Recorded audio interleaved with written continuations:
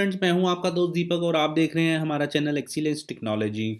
दोस्तों, वीडियो शुरू करने से पहले आप सभी को रिक्वेस्ट है कि आप चैनल को सब्सक्राइब जरूर करें, क्योंकि आपकी सब्सक्रिप्शन हमारे लिए बहुत मैटर करती है।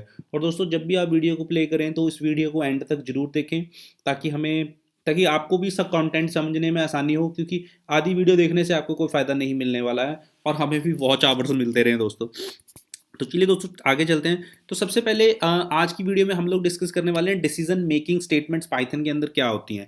डिसीजन मेकिंग स्टेटमेंट्स काफ़ी इंपॉर्टेंट है, हर लैंग्वेज के अंदर ये हैं और ये काफ़ी इंपॉर्टेंट रोल प्ले करती हैं। तो मैं आपको ज़रूर बोलूँगा कि इस वीडियो को आप एंड तक जरूर देखें और अपने कॉन्सेप्ट्स को क्लियर करें। अगर आपको फिर भी कोई डाउट रह जाता है तो आप कमेंट बॉक्स में हमें पूछ सकते हैं। तो पाइथन के अंदर हमारे पास 5 तरह की ये स्टेटमेंट्स हैं: if L, if else, if L, if and nested if. और इन सभी को अगर आप सिंगल स्टेटमेंट में लिखना चाहते हैं तो सिंगल स्टेटमेंट एक कंडीशन भी होती है, वो भी मैं आपको एंड में बताऊंगा कि वो कैसे लिखी जाती है। तो सबसे पहले डिसीजन मेकिंग समझ लेते हैं। देखिए, ये रियल टाइम को, हमारी रियल लाइफ को बिलोंग करती है। हम लोग अपनी रियल लाइफ में भी कुछ ऐसे डिसीजन लेते हैं, कंडीशंस के अकॉर्डिंग हम लोग डिसीजन लेते हैं। जिस तरह की कंडीशन राइज होती है, हमें उसी के अकॉर्डिंग जो है वो डिसीजन लेने पड़ते हैं। अब लेट्स से कि आपने टेंथ का एग्ज़ाम दिए हैं और टेंथ का आपका रिजल्ट आया है और जिसमें आपका स्कोर जो आया है वो बिलो 50% आया है। तो आपको यहाँ पे एक डिसीजन लेना पड़ेगा कि आपको आगे जाके +1 में आर्ट्स लेना है, कॉमर्स लेना है, नॉन मेडिकल के लिए जाना है या मेडिकल के लिए जाना है। लेकिन वहीं अगर आपकी परसेंटेज 80 और 90 के बीच में होती तो फिर आप क्या डिसाइड करते? फिर आप उसके अकॉर्डिंग डिसीजन लेते कि आपको नॉन मेडिकल करना चाहिए या मेडिकल करना चाहिए। तो दोस्तों, ये सारा डिपेंड करता है कंडीशन के ऊपर। जिस तरह की कंडीशन होगी उसी के अकॉर्डिंग हम लोग आगे डिसीजंस लेते हैं। तो प्रोग्रामिंग लैंग्वेजेस में भी कुछ ऐसा होता है कि हम अपने कोड के अंदर कुछ इस तरह के डिसीजंस लेते हैं जिस तरह की कंडीशंस हमारे पास अराइज होती हैं। तो सबसे पहले हम लोग समझ लेते हैं कि हमारे पास इफ़ कैसे काम करता है। तो चलिए दोस्तों, मैं आ गया हूँ अपने पाइचाम के अंदर और ये है मेरा टर्मिनल। और अब हम सबसे पहले इफ़ को समझ लेते हैं कि इफ़ स्टेटमेंट कैसे काम करती है। देखिए, इफ़ स्टेटमेंट हम लिखते हैं यहाँ पे इफ़, और इफ़ के बाद यहाँ पे हमारे पास कंडीशन आती है। अब लेट्स से मैंने लिखा 7 इज़ ग्रेटर देन 5। ये हमारे पास एक कंडीशन है, ये कंडीशन है। अब ये कंडीशन जब ट्रू होएगी तो इसके ऊपर मैं एक डिसीजन लूँगा। डिसीजन लेने के लिए मैं यहाँ पे लिखूँगा प्रिंट, मैंने यहाँ पे लिखा प्रिंट 7 इज ग्रेटर। अब ये मेरा डिसीजन है कि 7, ये कब रन होगा, 7 इज ग्रेटर कब दिखाएगा, जब ये कंडीशन ट्रू होएगी। अब जो इफ होता है वो हमारे पास बूलियन रिजल्ट देता है। बूलियन मीन्स या तो वो ट्रू रिजल्ट देगा या तो वो फॉल्स देगा। अगर कंडीशन ट्रू होती है तो रिजल्ट ट्रू आता है, अगर कंडीशन फॉल्स होती है तो रिजल्ट फॉल्स आता है। अगर कंडीशन ट्रू होती है तो इसका ये वाला नीचे वाला ब्लॉक एग्जीक्यूट हो जाता है और ये हमारे पास काउंट होता है ट्रू ब्लॉक। तो आपको इसका थोड़ा सा सिंटेक्स समझना पड़ेगा कि इसमें हम करली ब्रेसिस का या राउंड पैरेंथेसिस का, राउंड ब्रेसिस का यूज़ इसके अंदर नहीं करते हैं, क्योंकि पाइथन काफ़ी सिंप्लिसिटी के साथ लिखी गई है। तो इसमें करली ब्रेसिस का कोई रोल नहीं रहता। लेकिन इसमें कोड को इंडेंट आपको करना काफ़ी ज़रूरी है। मैं इंडेंटेशन भी आपको बता देता हूँ। पहले हम इसको एक बार रन करते हैं। तो देखिए, यहाँ पे आपके पास आउटपुट में क्या दिखा रहा है, 7 इज ग्रेटर, क्योंकि ये कंडीशन ट्रू है। वहीं अगर मैं इसका कोड का इंडेंट हटा दूं, अब मैंने लिख दिया 7 इज ग्रेटर देन 5, यहाँ पे मैंने कॉलन लगा दिया। जहाँ पे भी कंडीशन आएगी तो वहाँ पे कॉलन लगेगा। तो ये कंडीशन है तो कंडीशन के बाद मैंने इमीडिएट कॉलन लगाया और नीचे लिखा दिया प्रिंट 7 इज ग्रेटर। लेकिन मैंने यहाँ पे इंडेंटेशन हिला दिया। अब मैं इसको एग्जीक्यूट करूँगा तो देखिए नीचे मेरे पास आ रहा है, आप नीचे देखेंगे तो ये आ रहा है इंडेंटेशन एरर की एक्सपेक्टेड एंड इंडेंटेड ब्लॉक, कि आपने इंडेंटेशन नहीं करी है। तो इंडेंटेशन करने के लिए आपको यहाँ पे 4 स्पेसिस जो हैं वो देनी पड़ेंगी, ताकि यहाँ से पाइथन को समझ लग सके कि जो भी कोड 4 इफ़ के बाद 4 स्पेसिस छोड़ के लिखा गया है वो सारा इफ़ का ट्रू ब्लॉक है। हमने लिख दिया प्रिंट 7 इज ग्रेटर और यहाँ लिख दिया मैंने प्रिंट, लेट से यहाँ पे लिख दिया हेलो। तो अब मैं इसको यहाँ से रन करता हूँ तो देखो क्या आ रहा है आपके पास, 7 इज ग्रेटर एंड हेलो, क्योंकि ये सारे सेम इंडेंटेशन पे लिखे हुए हैं। लेकिन अगर मैं हेलो की इंडेंटेशन हटा दूँ, तो अब मैंने हेलो की इंडेंटेशन हटा दी है तो देखिए अब भी हमारे पास क्या आ रहा है, 7 इज ग्रेटर एंड हेलो। लेकिन अब ये दोनों एग्जीक्यूट क्यों हो रहे हैं, क्योंकि ये कंडीशन ट्रू है तो भाई उसने प्रिंट करा दिया 7 इज ग्रेटर। अब यहाँ पे इफ़ का काम खत्म हो गया, अब बाकी का जो कोड है वो नॉर्मल एक प्रोग्राम का कोड है, तो उसने प्रिंट हेलो करा दिया। वहीं अगर ये कंडीशन मैं फॉल्स करूँ, मैंने यहाँ पे लिखा क्या 7 ग्रेटर देन 15 है, अब मैंने यहाँ पे रन किया तो देखिए आपके पास अब आउटपुट में क्या आ रहा है, सिर्फ हेलो, सिर्फ आउटपुट में हेलो आ रहा है, 7 इज ग्रेटर नहीं आ रहा, क्योंकि कंडीशन हमारे पास यहाँ पे क्या हो गई है, फॉल्स हो गया, क्योंकि 7 15 से बड़ा नहीं है। तो ये था इसका ट्रू ब्लॉक, क्योंकि ये 4 स्पेसिस छोड़ के लिखा गया था, तो ये वाला ब्लॉक काउंट होता था इस इफ का ट्रू ब्लॉक, और उसके बाद का जो कोड है वो नॉर्मल प्रोग्राम का कोड है, वो तो एग्जीक्यूट होना ही होना है। तो दोस्तों ये था हमारे पास इफ। अब देखिए इफ को हम और कैसे लिख सकते हैं। अब लेट्स से मैंने यहाँ पे लिखा इफ, लेट्स से मैंने लिखा 1, इसको भी हटा देता हूँ अभी, मैंने लिखा इफ 1 और यहाँ लिख दिया मैंने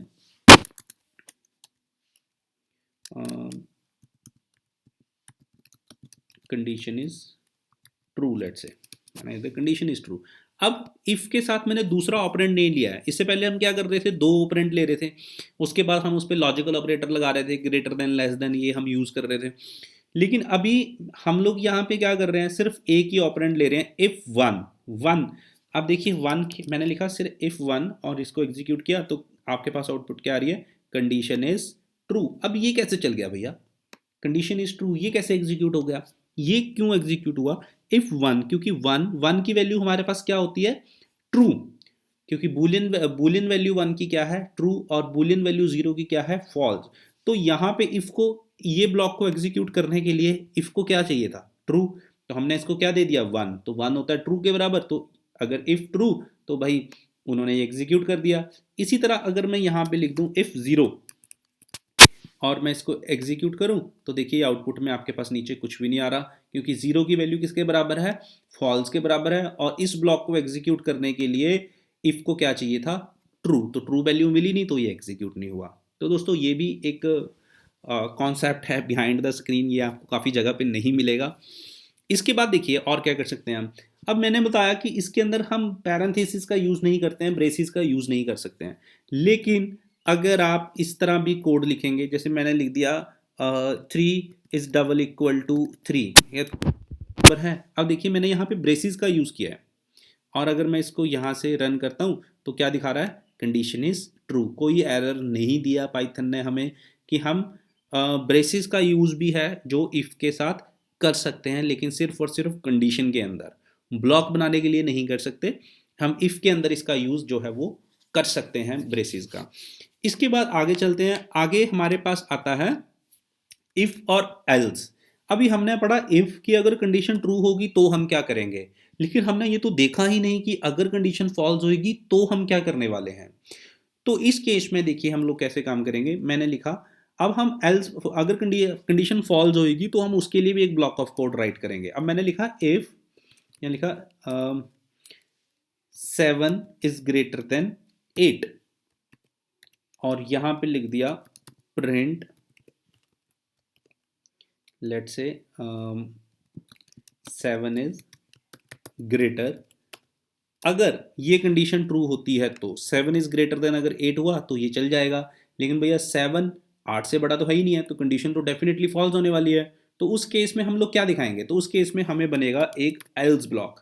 एल्स ब्लॉक हमेशा तब एग्जीक्यूट होगा अगर ये कंडीशन फॉल्स होगी। ये ब्लॉक कब एग्जीक्यूट होगा, जब कंडीशन ट्रू होगी, और एल्स वाला ब्लॉक जो यहाँ लिखूंगा वो कब एग्जीक्यूट होगा, जब कंडीशन फॉल्स होगी। तो मैं यहाँ दिखाऊंगा 8 इज ग्रेटर। अब मैंने इसको सेव किया और यहाँ से इसको रन किया तो देखिए ये आउटपुट में देखिए क्या आ रहा है आपके पास, 8 इज ग्रेटर, कि 8 बड़ा है, क्योंकि ये कंडीशन फॉल्स हुई है यहाँ पे, और मेरे पास यहाँ पे एल्स ब्लॉक जो है वो रन हो गया है।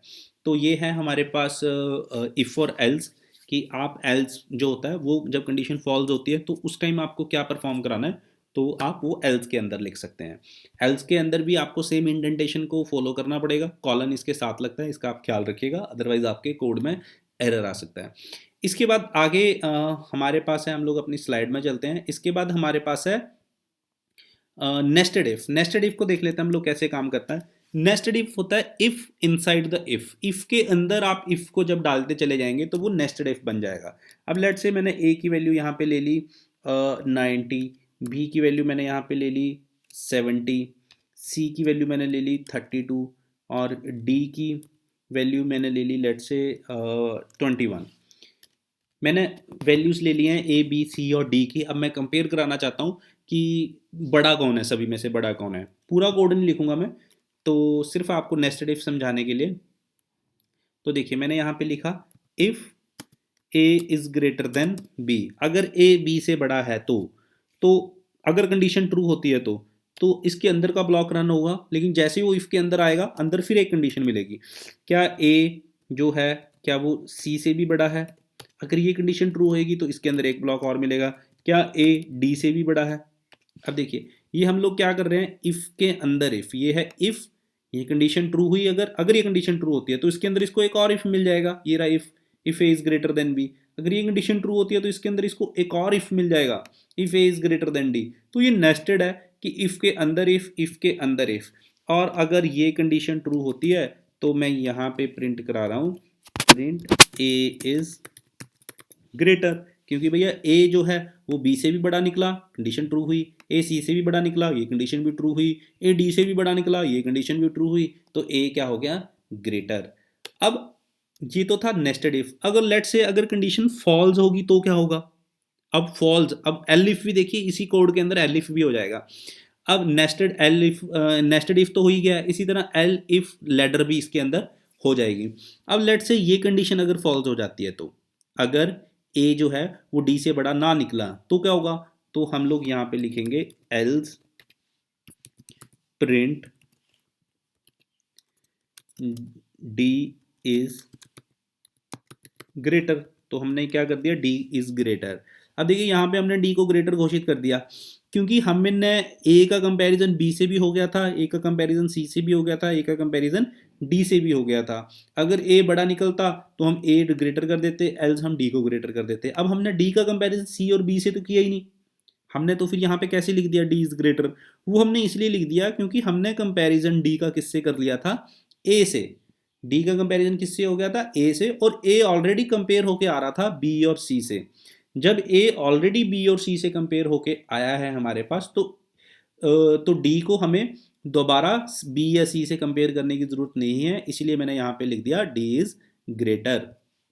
अब देखिए, अब लेट से हमारे पास अगर ये वाली कंडीशन फॉल्स हो जाती है, तो ये वाली कंडीशन अगर ए सी से बड़ा ना निकला तो क्या होगा। तो क्या होगा, तो हम यहाँ पे लिखेंगे एल इफ, एल इफ अगर ए सी से बड़ा ना हुआ तो कौन बड़ा होगा, सी। अब सी का कंपैरिजन अभी हमें किससे करना है, डी से। अभी सी का कंपैरिजन, अभी ए का कंपैरिजन किससे हुआ था, बी से हुआ था। तो यहाँ पे ए तो सी से छोटा निकला, तो अभी सी का कंपैरिजन किससे होने वाला है, else if C is greater than D. क्या सी डी से भी बड़ा है, अगर है तो हम लोग यहाँ पे लिख रहे हैं print C is greater. Else अगर ये कंडीशन, अगर ये वाली क्योंकि ये भी एक अपने आप में कंडीशन है, कंडीशन तो है ही है, सी इज ग्रेटर देन डी। अगर सी डी से बड़ा हुआ तो हम क्या कर रहे हैं, सी इज ग्रेटर। एल्स हम लोग यहाँ पे क्या प्रिंट करने वाले हैं, print D is greater, D is greater. अगर सी डी से बड़ा ना हुआ तो कौन बड़ा होगा, भाई डी बड़ा होगा, तो हमने यहाँ पे दिखा दिया डी इज ग्रेटर। तो ये आ गया हमारे पास एल इफ। अब देखिए इसके अंदर हमारे पास क्या आ गया, एल इफ भी आ गया। एल इफ लेटर बनती चली जाएगी, क्योंकि ये आ गया इफ के बाद एल, एल के बाद इफ। इसी तरह हम लोग इसका भी जो है वो अगर ये कंडीशन फॉल्स होगी स्टार्टिंग में, अभी हमने इसका ट्रू देख लिया, ये था इसका ट्रू ब्लॉक सारा, इस वाली कंडीशन का ये था सारा ट्रू ब्लॉक। और अगर ये कंडीशन फॉल्स होती है, ये वाली कंडीशन अगर फॉल्स होती है तो ये था इसका हमारे पास फॉल्स ब्लॉक। इसी तरह अगर हमारे पास ये कंडीशन ट्रू होती है तो ये सारा जितना भी कोड मैंने अभी तक लिखा है ये सारा ट्रू ब्लॉक है इसका, इस कंडीशन का, अगर ए बी से बड़ा निकला। लेकिन अगर कंडीशन स्टार्टिंग में ही फॉल्स होगी, अब स्टार्टिंग में ही अगर कंडीशन फॉल्स होगी, लेट्स से मैंने बी की वैल्यू यहाँ पे 700 कर दी, अब 90, ए की वैल्यू 90 है, बी की 700 है, अब 90 इज नॉट ग्रेटर देन 700, तो कंडीशन क्या होगी यहाँ पे, फॉल्स। अगर कंडीशन फॉल्स होगी तो इस इफ का हमें क्या बनाना पड़ेगा यहाँ पे, एल्स, एल इफ। अभी ए तो बी से बड़ा निकला, लेकिन बी का कंपैरिजन अभी किससे होना है, सी से, और बी का कंपैरिजन अभी किससे होना है, डी से। तो मैंने यहाँ पे क्या लिखा, elif B is greater than C, और फिर इसके अंदर मैंने लगाया if B is greater than D. अगर बी सी से भी बड़ा है, कंडीशन ट्रू हुई, तो अंदर आएगा और चेक करेगा क्या बी डी से भी बड़ा है। अगर बी डी से भी बड़ा हुआ तो हम लोग यहाँ पे प्रिंट करवा देंगे बी इज ग्रेटर। लेकिन अगर ये वाली कंडीशन, अब देखिए थोड़ा सा कंफ्यूजिंग हो रहा है तो आपको थोड़ा ध्यान लगाना पड़ेगा। अगर b is greater then d, अगर ये कंडीशन फॉल्स होगी तो, क्योंकि हमें हर कंडीशन का फॉल्स वाला पार्ट तो देखना ही पड़ेगा, सिर्फ ट्रू के बेस पे हम लोग पूरा प्रोग्राम नहीं राइट कर सकते, हमें दोनों चीज़ों का देखना पड़ेगा कि अगर ट्रू होगी तो क्या होगा, अगर फॉल्स होगी तो क्या होगा। अब हमने माना कि अगर b c से बड़ा हुआ, अभी हम ट्रू फेस देख रहे हैं, अगर b c से बड़ा हुआ तो फिर हम अंदर आएंगे और अंदर चेक करेंगे क्या बी डी से भी बड़ा है, तो हमने दिखा दिया भाई बी इज ग्रेटर। लेकिन अगर कंडीशन फॉल्स हो गई तो, अगर ये वाली condition B is greater than D, अगर ये कंडीशन हमारे पास फॉल्स होती है तो, अगर ये कंडीशन हमारे पास फॉल्स होती है तो हम लोग यहाँ पे क्या लिखने वाले हैं, print D is greater. D is greater आ गया हमारे पास। अब ये तो होगी हमारे पास इस इफ का एल्स ब्लॉक, लेकिन अगर कंडीशन यहीं पे फॉल्स होगी कि बी सी से बड़ा ना निकला, भाई यहाँ पे सी बड़ा निकला, अगर यहाँ पे सी बड़ा निकला तो इस इफ का भी एक एल्स बनाना पड़ेगा। अब इस इफ का एल्स कहाँ बनेगा, यहाँ पे बन जाएगा, तो मैं लिखूंगा else elif C is greater than D, क्योंकि यहाँ पे सी का कंपैरिजन बी से हो लिया, ए से हो लिया, लेकिन सी का कंपैरिजन डी से तो हुआ ही नहीं है, तो अभी हमें क्या करना पड़ेगा, डी के साथ। Elif C is greater than D, कि अगर डी से बड़ा है तो मैं यहाँ पे लिखूंगा प्रिंट सी इज ग्रेटर। लेकिन अगर ये कंडीशन फॉल्स होगी तो, एल इफ ये कंडीशन फॉल्स होगी तो हम क्या करेंगे, तो हम यहाँ पे लिखेंगे else print D is greater. तो देखिए ये था एलिफ, ये है। अब इसके अंदर इफ भी आ गया, नेस्टेड इफ भी काम कर रहा है, इफ एल्स भी काम कर रहा है, और एलिफ भी काम कर रहा है। एक ही प्रोग्राम के अंदर हमने सभी कंडीशंस का यूज जो है इसके अंदर कर लिया है। तो एलिफ के अंदर लैडर बनती चली जाती है, देखो ये लैडर बनती चली जा रही है, इफ एलिफ इफ एल्स फिर एलिफ, तो ये लैडर है एक तरह की। तो अभी मैं इस प्रोग्राम को रन करता हूं, तो देखिए आउटपुट में क्या आ रहा है, बी इज ग्रेटर।